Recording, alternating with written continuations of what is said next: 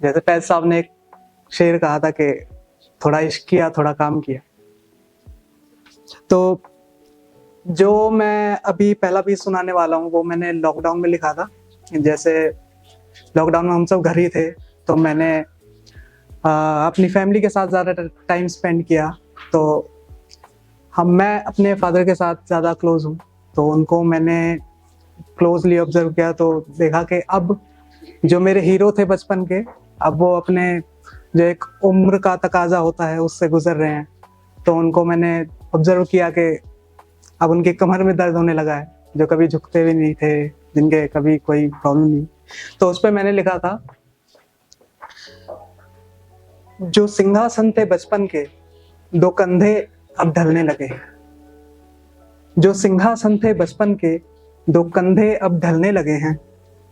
तनकर चल जो कहते थे खुद थोड़ा झुक चलने लगे।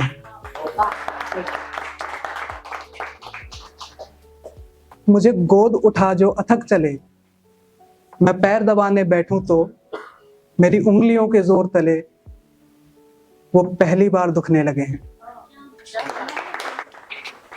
जो सिंहासन थे बचपन के दो कंधे अब ढलने लगे। कितने आंखों में पत्थर पिघले, सर्द भाव एक ओढ़े ओढ़े।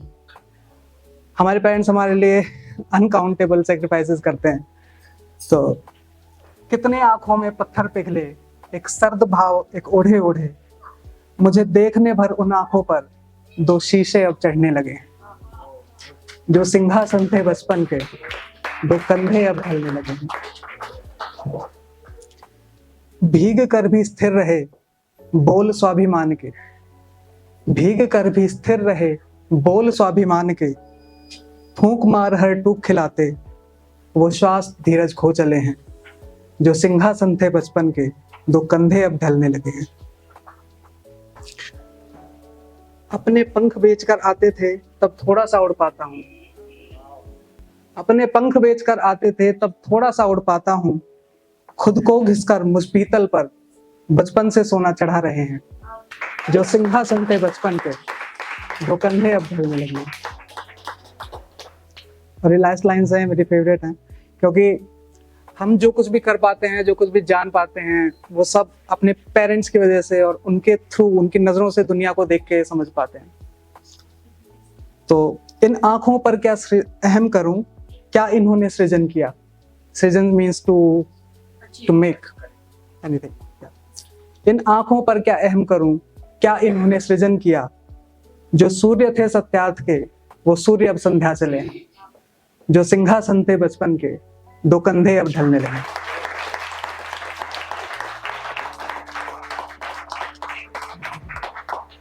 एक और कविता लिखी थी कि लॉकडाउन में लिखी थी कि लॉकडाउन में जब हम सब साथ बैठ के टीवी देखते थे तो हमारा एक फेवरेट शो होता था रामायण, जो हम देखते थे। तो रामायण में सबको पता है कि love story Ram Sita and all that, लेकिन उसमें एक और लव स्टोरी थी जो हम सब मिस कर जाते हैं, जो कि है कि लक्ष्मण और उर्मिला की। तो लक्ष्मण तो वन चले जाते हैं और उर्मिला महलों में रह के अपना जीवन निकालते हैं उनके बिना। तो उस आखिरी मुलाकात पे मैंने एक कविता लिखी थी उस रामायण से इंस्पायर होके। तो लक्ष्मण जी कहते हैं उर्मिला से, सबसे कठिन परीक्षा अपनी ये भार तुम्हें बांटना होगा। वन में जाऊं और महलों में वनवास तुम्हें भी सहना होगा।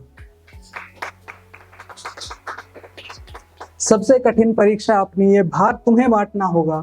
वन में जाऊं और महलों में वनवास तुम्हें भी सहना होगा। नियति का आदर कर हर रोज नियति से लड़ना होगा।